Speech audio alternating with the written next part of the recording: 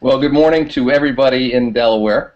I'm speaking to you from Sendai, Japan. It's Tuesday night, so you're starting your day and we are just finishing ours. I've been in Japan for a couple of days. We spent yesterday we were in Tokyo for part of the day, had a business meeting there with a company that does business in Delaware. And then came up to Sendai, Miyagi Prefecture. Met with the governor and his wife last night, as well as what they call the vice governor, like our lieutenant governor, as well as the two leaders of the Department of Commerce. Today we spent a very full day. We visited, first of all, a place called Iwanuma City, which is one of the areas that was quite hard hit by the tsunami. And we visited with the mayor there. They had students from the local school, middle school and high school students who were there with us. We then visited a number of businesses in Miyagi Prefecture. And then tonight met with quite a number of business people at a reception so we could talk about all that Delaware has to offer, and then tomorrow we are going to go to Seoul, and I heard Kathy talk to you a little bit about the reason for that visit to a company called Harim, which now has many employees in Sussex County, Delaware. I understand that Ms. Bradshaw and some of the students have been over here to Miyagi before, and the hospitality that we have received has been very nice. I can tell you that the people here are extremely appreciative because, you know, about a year and a half ago, almost 2 years now, when they had the tsunami here, the people of Delaware responded very generously. We raised over $100,000 from individuals throughout Delaware, and that money has gone to help children in the Miyagi Prefecture who had lost one or both of their parents. And so there's a very close relationship. It's now a 15-year-old relationship between Delaware and Miyagi. And I can tell you they feel very proud about this relationship. In March, they're going to send more students over. I look forward to seeing them. I've greeted them a number of times, and I know that many students from Delaware have visited over here as well. So, and I very much appreciate your letting me talk to you first thing in the morning.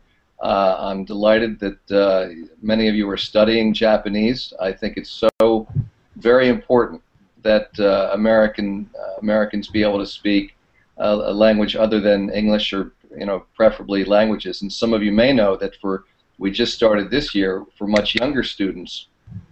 We started to open what we call immersion schools.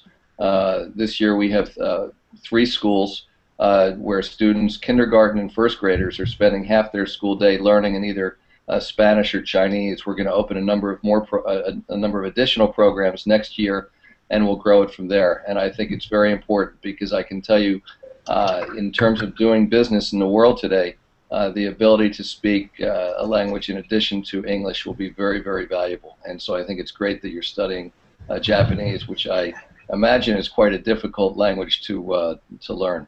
So I want to thank Ms. Bradshaw for setting this up, and I would be more than happy to take any questions that you all have, and really, again, appreciate the opportunity. Well, first of all, I think we just want to say, Ohayou gozaimasu. Or maybe we should more appropriately say konbanwa.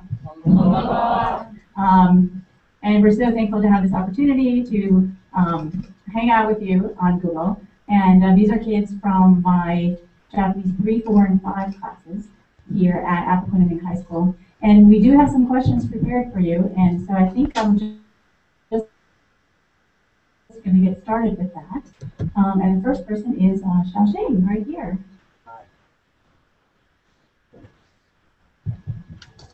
Hello. My question is, when the earthquake happened last Friday, were you already in Japan? Were you able to feel it? Okay, so I was not in Japan. I found out about it because we were in the air And when we turned our cell phones on, it turned out that 53 minutes earlier the earthquake had happened. We were, of course, very concerned because it took place close to Miyagi, and we reached out at that time to the governor and to the other officials in Miyagi and said that you know, we knew that they had had this earthquake, and if it was going to be too much for them to have us visit, we would understand. But fortunately, this earthquake was nothing like the one that happened in a year and a half ago. So did not actually feel it happen. I have felt other earthquakes before when I've lived in both. I lived in Chile and I lived in New Zealand, and in both of those places I did experience an earthquake. But this one I was just in the airplane for, so did not feel it. Thank you. You're welcome.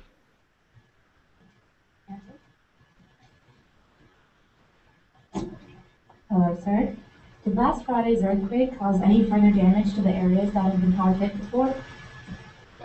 No, it doesn't seem to have caused any additional damage. We did go this morning to see some of the areas that were affected in the last earthquake, and it was, I'm sure as you've read and studied and heard about, it was quite devastating. You know, thousands of people lost their lives. Today, even in Iwanuma City, which is a city of about 40,000 people, there are close to 1,000 who are still living in temporary housing because their homes were destroyed.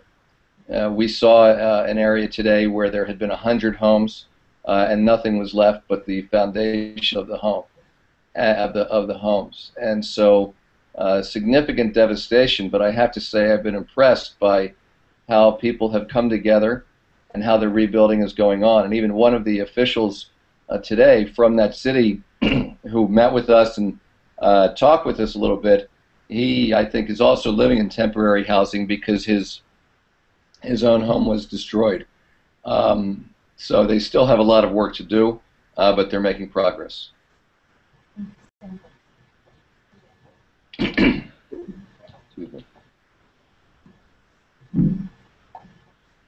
I just wanted to mention to you, I forgot to do that earlier, that we have students who visited Miyagi last summer. Right. And we also visited Minami Sanriku, which is another city that was devastated by the tsunami. Will you raise your hand if you were part of that trip? It was life-changing, actually, for most of us. Wonderful. Melissa? Hello. How has the U.S. been helping the recovery effort, and are we still involved? I'm sorry, can you repeat the question? Maybe put the microphone a little bit closer to your lips. How has the U.S. been helping the recovery effort, and are we still involved? Okay. So the question, how has the U.S. been helping the recovery efforts? I don't know all the details, but I do know that many supplies were sent by the U.S. military, for example.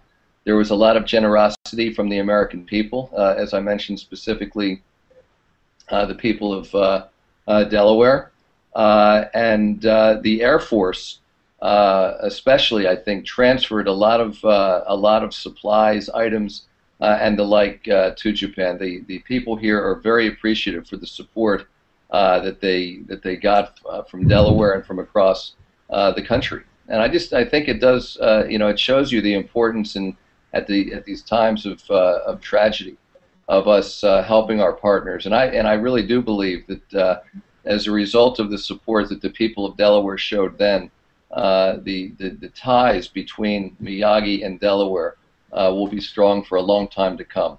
Because the fact is, as you know, I mean, most people in Delaware haven't met anybody from Miyagi. But they stepped up, and for the people of Delaware to have raised just over $100,000 in a state of our size, that's significant.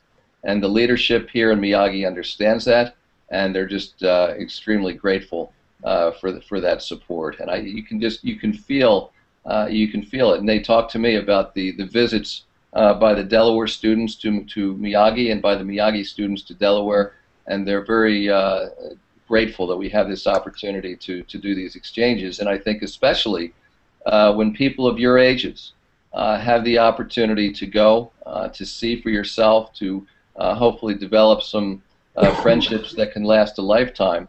That's really what it's all about, because that's the way we grow stronger together.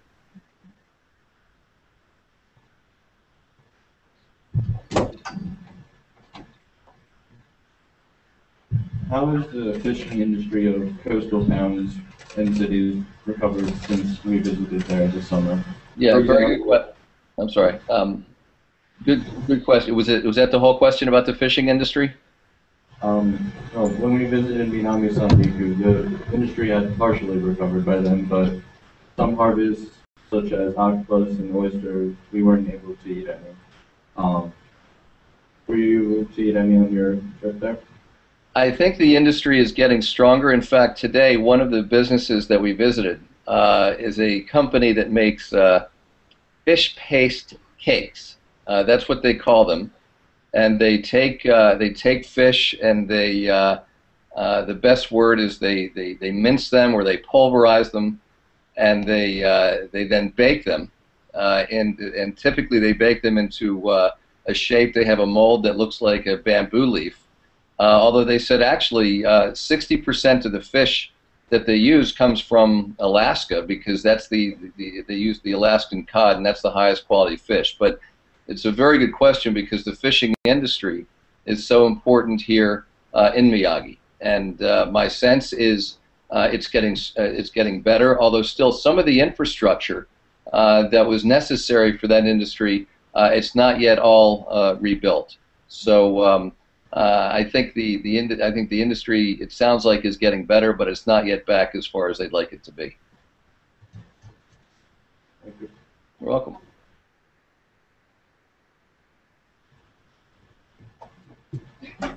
Hello. Are Delaware and Miyagi's industries related, and if so, what industries and how? Another good question. I'd say the industry that's most related is agriculture.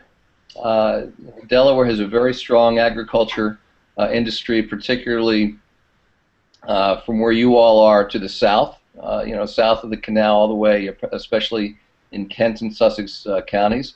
And Miyagi has also a lot of agriculture. You wouldn't really know it from being in Sendai, which is the main city in Miyagi, because it's quite developed and quite urban, but there's a strong agriculture industry here. That's actually suffered some because of the tsunami. Much of the soil was particularly close to the coast, had a lot of salt deposited in the soil, and it's taking some time to get that back.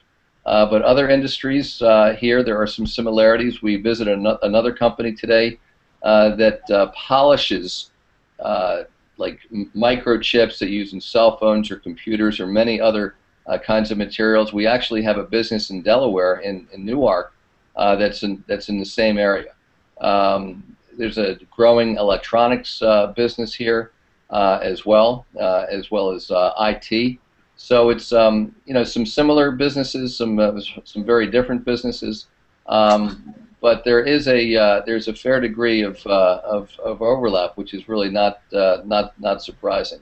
Miyagi, there are 40, just as there are 50 states in the United States, there are 47 states or prefectures in Japan, and Miyagi is about the 15th biggest by population, about 2.2 million people, so somewhat bigger than the state of Delaware.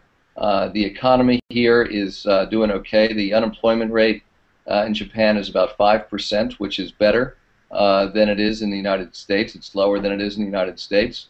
But talking to the businesses that I spoke to here today, they've had strong. The economy's been stronger at other times, and I think they are very dependent. They're certainly very dependent upon what's happening in economies around the world, just as we are in Delaware, and so they're paying very careful attention to what's going on in Washington with all the conversations between the president and the leaders in Congress. They're paying close attention to what's happening in China and Europe and elsewhere. And I think it's an important lesson for us that we are not just dependent upon what else happens in Delaware, or for that matter, what else. We're not dependent only on what happens in the rest of the United States. when economies around the world are doing well, that's good for us because it's more opportunities for us to export. Similarly, when economies around the world are doing well, it's good for Japan because it gives them an opportunity to export as well. So we're very much linked together, and it was good today to have the opportunity to meet so many. You know, we brought with us some products from Delaware to show to the folks in Miyagi, and last year they brought some products from Japan. They brought sake, which is a Japanese liquor, and they also brought miso, which is like a fermented. It's like a soybean. It's used in soups and things like that. And they actually brought them to Dover Downs, and we hosted an event where they could share these their sake and their miso with the restaurant owners in Delaware. So part of this partnership, I mean, obviously a big part of it is the opportunity for you all as students to go visit there and for them to visit us. But it's also a way of developing more trade because if we can export more agricultural products or wine, which are some of the products that we brought with us this time, we also brought with us, you know, miso is a very popular thing in Japan. We actually made in Delaware miso soap, not soup, but soap. And so that was something that they were very interested by. I spoke tonight to some of the people who have a miso company. And of course, they used miso for cooking. And they said, we had never before had thought of miso soap. And so this gives us another opportunity. And also, when they came to Delaware, we introduced them to Dogfish had beer down in Milton, Delaware. And down at Dogfish, they made a miso beer, which they even the folks who love miso said it wasn't something they think they would drink again. But the idea is for us to find ways to share these products, for us to sell Delaware products in Japan, and for them to sell Japanese products and Miyagi products in Delaware. Thank you. Maybe two more questions. I think we're going to stop with the student questions and we'll move on to the reporter questions. We're going to have Tom Barr from WDD ask a question.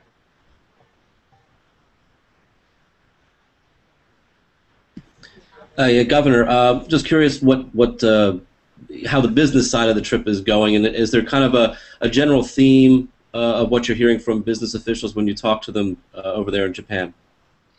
So I'd say the general theme is, you know, because I ask every one of them how business is, and I think it's okay. I mean, I think actually some of their businesses are maybe better because they're involved in the rebuilding effort.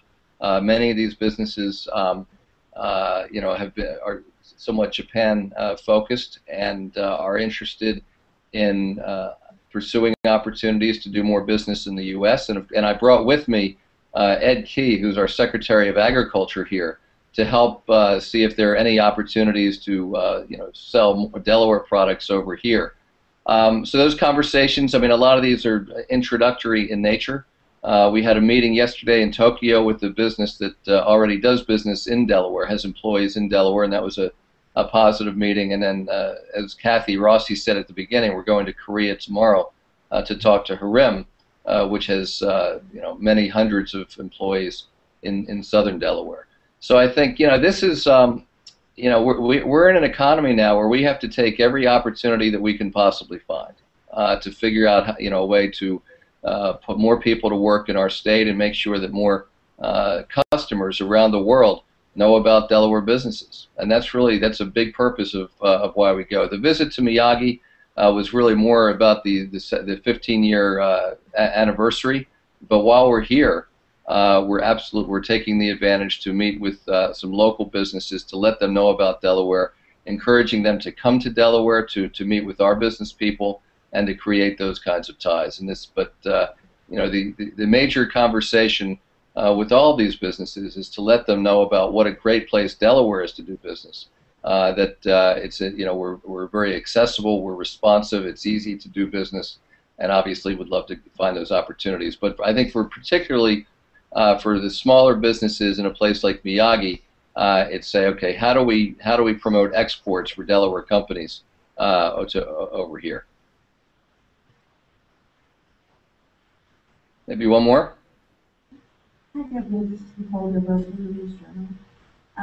We have the example of here of technology in the classroom and also connecting students globally. Can you tell me what you hope these young people take away from this interaction today? Nicole, I didn't hear the whole thing, but I think you were asking, what do I hope the young people take away from the interaction today? Yes. Well, a couple things. First of all, it's just so important for our young people to understand how small the world is, and that these days, what we want for our young people is that you go as far as your potential can possibly take you. And these days, that requires, in addition to the basics of reading and writing and arithmetic and doing well in your classes, it's an appreciation for other cultures.